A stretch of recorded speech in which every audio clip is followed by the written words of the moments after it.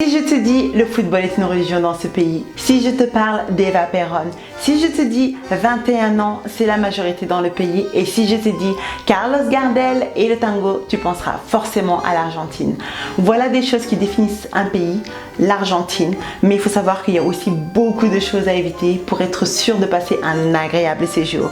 Donc cette vidéo portera sur les choses à éviter dans le pays, donc si ça t'intéresse, reste connecté.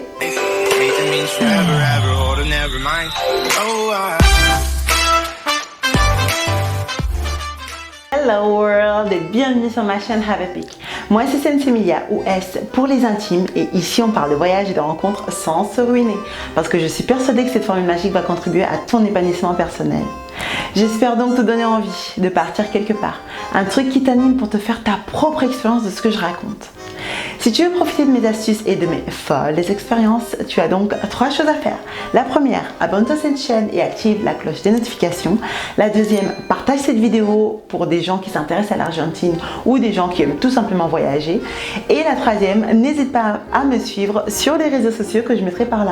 C'est parti! J'avais donc un stage de 3 mois et demi à faire en Argentine. Ça s'est super bien passé et franchement, c'est un pays à faire. Je vais vous donner les 15 points qui me paraissent incontournables à savoir pour aller dans ce pays-là et pour surtout passer un agréable séjour. Le premier point, si vous avez plus de 3 mois à faire dans le pays, vraiment je ne vous conseille pas d'acheter de visa.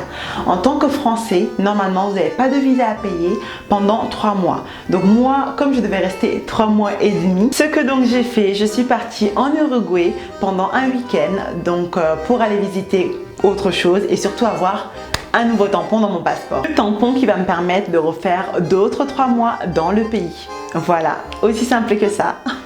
Le point 2. Quand vous allez au resto avec des amis, au fait, il y a 2 choses à savoir. Donc, le premier point qui va être mon point 2, c'est il faut surtout se préparer à laisser 10% en plus de ce que tout le monde aura payé. Alors ça, c'est une règle incontournable. Si vraiment vous ne le faites pas, c'est pas obligatoire, mais si vous ne le faites pas, vous allez vraiment passer un sale quart d'heure. Vraiment, je vous aurais prévenu. C'est-à-dire entre le serveur qui va vous faire comprendre qu'il faut laisser le pourboire, donc ils appellent ça la propina, que si vous ne le laissez pas, il va vraiment vous faire comprendre qu'il veut sa propina, quoi.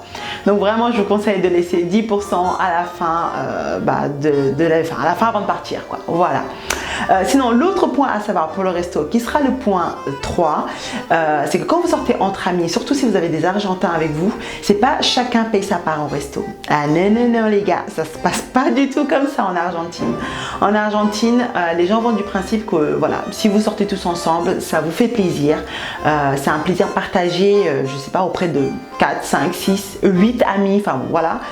Et c'est normal en fait de prendre le tout divisé par le nombre de personnes. C'est-à-dire, même si vous avez payé ne serait-ce qu'un menu qui coûte, je sais pas, 10 pesos, je dis n'importe quoi, hein, mais bon, on va dire que ça coûte 10 pesos, en fait, si quelqu'un a pris un autre menu à 50 pesos, en fait, vous allez devoir compenser le tout, quoi.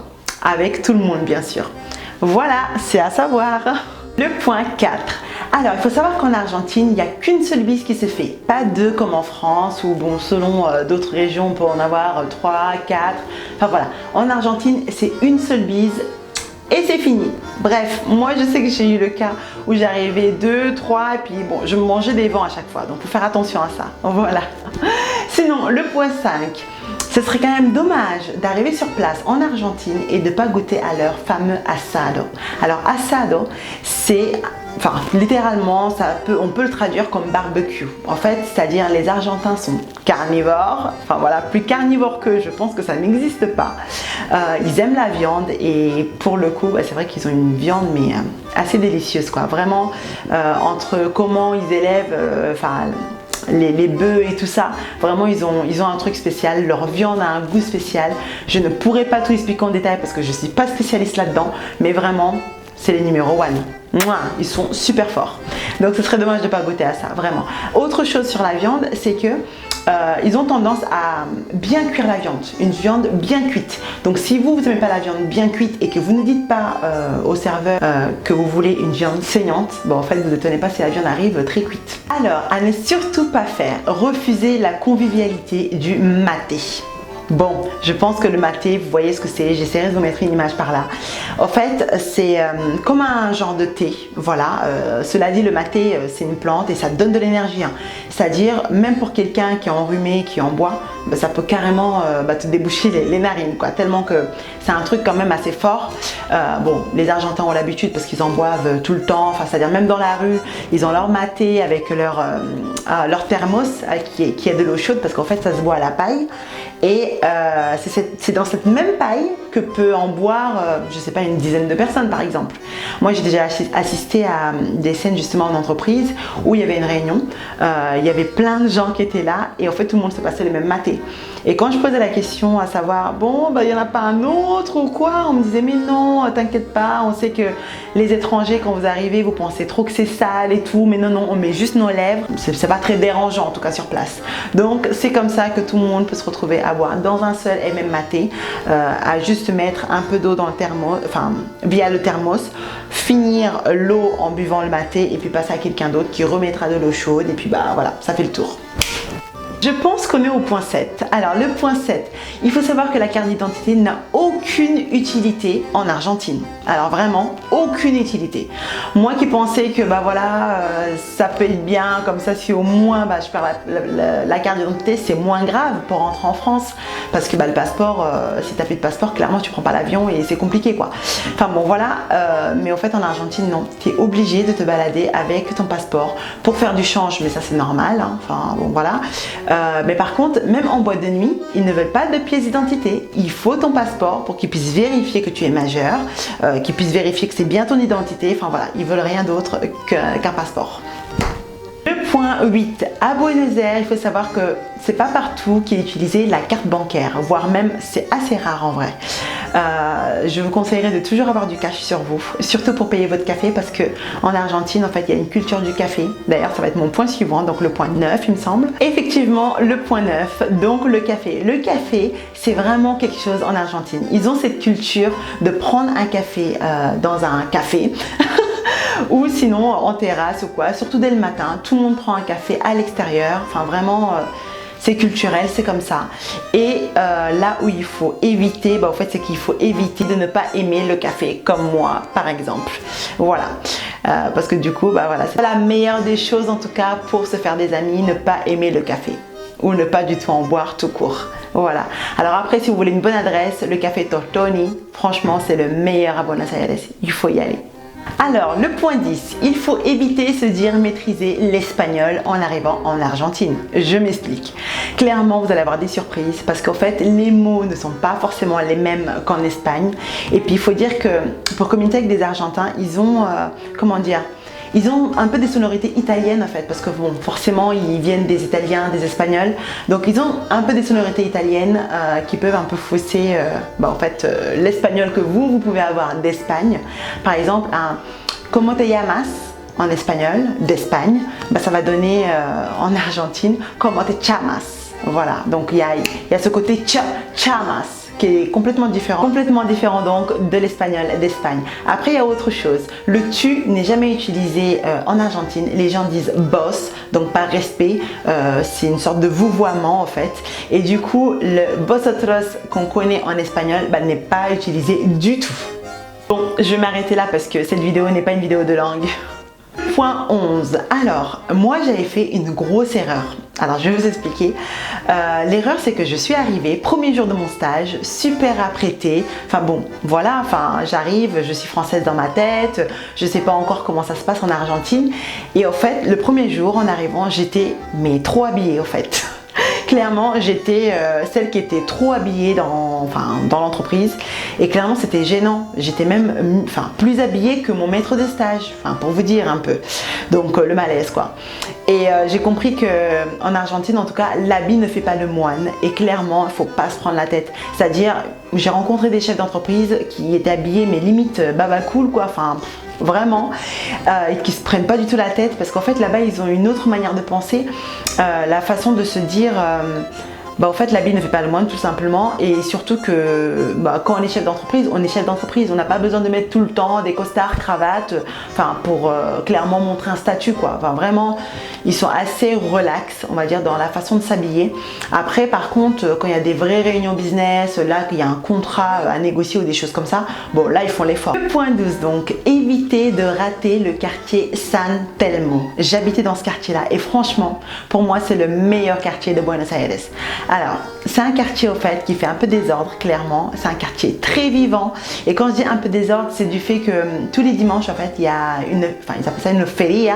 En fait, il y a plein de vendeurs qui vendent plein de choses, plus dans l'art, plus dans, enfin, ça peut être des tableaux, ça peut être plein de choses faites à la main, en fait, voilà, des choses comme ça, artisanales, voilà, c'est le mot que je cherchais, artisanal, et vraiment, enfin, c'est juste trop bien.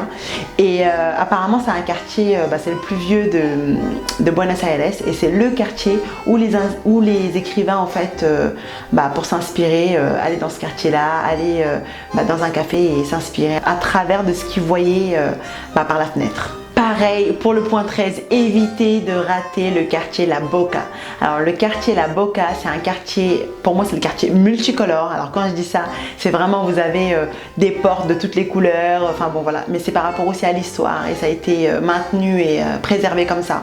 C'est-à-dire en fait, lors de l'immigration des Espagnols et des Italiens, quand ils sont arrivés en tout cas dans ce quartier populaire, qui est devenu au final un quartier ouvrier, en fait tous ces bateaux qui mettaient, quand ils avaient un peu de peinture qui restait, en fait ils les mettaient sur les bateaux, voilà, donc il y avait du rouge, du jaune, bref, toutes les couleurs qu'ils pouvaient trouver un peu partout, quoi. Et au final, c'est ces mêmes bateaux qui ont été pris, qui ont servi de porte pour les maisons. Et c'est pour ça que vous verrez dans ce quartier-là, même s'il a été un peu rénové, mais ils ont gardé l'esprit de garder les couleurs. Enfin, en tout cas, ça a été beaucoup de récupération et les couleurs sont restées et ça fait un super beau quartier vivant. Vous allez avoir plein de terrasses, des bars, des spectacles de tango. Enfin, d'ailleurs, je vais vous mettre un extrait. C'est parti!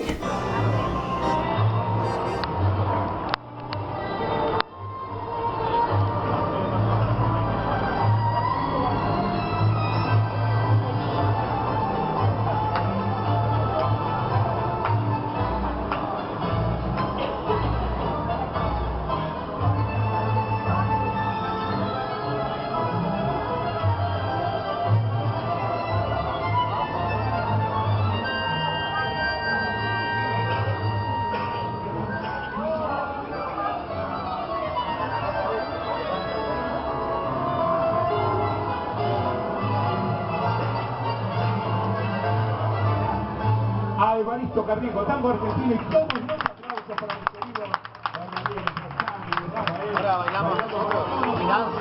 Le point 14, alors évitez de vous méfier d'aller sur le marché noir pour faire du change. Vous allez me dire, ouais mais c'est un peu bizarre là ce que tu racontes. Non, je ne suis pas encore fan. Alors je m'explique. En fait, il faut savoir que dans la rue qui s'appelle Calle Florida, donc à Buenos Aires, en fait c'est une rue où tous les changeurs de monnaie du marché noir, on va dire, sont là dans les rues. Ils ont voilà, un peu toutes les monnaies sur eux, et au fait il faut savoir qu'il y a pas mal de policiers aussi qui traînent dans ces rues là toute la journée pour éviter justement les désordres et tout ça. Et quand vous êtes étrangère, que vous arrivez, bon là forcément il n'y a pas, vous allez peut-être donner votre passeport, voilà, la personne va remplir vite fait un petit papier, il va vous faire le change à un taux super intéressant. Tout ça se fait devant les policiers, sous les yeux des policiers, ça se passait très très bien. En tout cas, moi j'ai déjà essayé, j'y étais en 2012. Je ne sais pas si entre temps ça a changé, mais bon, ça vaudrait le coup quand même de se renseigner une fois que vous arrivez sur place. Et vraiment, ça se passe super bien et franchement, vous y gagnez beaucoup plus. Et puis clairement, ça vous fait éviter les queues de peut-être 30 minutes minimum, des choses comme ça dans les banques officielles, quoi. Voilà. D'ailleurs, petite précision, ces mêmes personnes qui font le change, on les appelle los arbolitos. Voilà. Alors pour le dernier point, donc le point 15, ça va concerner les personnes noires, les personnes qui ont une couleur de peau noire. Alors bon, moi franchement, c'est vrai que c'est assez curieux quand même l'Argentine quand on est noir. Pour le coup là-bas j'étais considérée comme noire, hein, enfin voilà. Et c'est-à-dire, ça peut donner l'impression. avec la réaction des gens, on peut avoir l'impression en fait, effectivement, qu'ils n'ont jamais vu de noir de leur vie. Voilà, que bon, après c'est quelque chose qu'il faut apprendre à gérer. Moi j'ai été pour 3 mois et demi. Franchement, j'ai plutôt pris le truc dans le positif en me disant bon allez, je vais pas essayer de voir le truc tant qu'il y a du respect, et effectivement il y en avait. Voilà, ça vaut pas le coup de le prendre mal. Parce qu'effectivement ça faisait un peu bête de foire. Enfin, vous inquiétez pas, en gros, si vous êtes noir et que vous passez dans les rues de Buenos Aires, que vous passez pas inaperçu, clairement, vous aurez beau être habillé même en sac poubelle, les gens vous regarderont toujours, vous attirerez toujours le regard. Et moi pour le coup, je me réserve un peu le droit de vous faire une autre vidéo là-dessus, parce que clairement j'ai pas mal de choses à dire là-dessus, sur mon ressenti d'être noir en Argentine, et je pense que vous allez aimer. D'ailleurs, je pense que cette vidéo va en surprendre plus d'un, c'est sûr. Bon, c'est la fin de cette vidéo. En tout cas, merci de m'avoir écouté jusqu'à là. J'espère qu'elle vous aura plu. J'espère qu'elle t'aura plu à toi qui est derrière cet écran. Et sinon, phrase de la fin, parce que la vie va vite, ne perds plus ton temps et vis ta propre expérience de voyage. Donc voilà, je te dis à bientôt pour la story time qui va arriver. Et puis passe une bonne soirée. Allez, tchuss!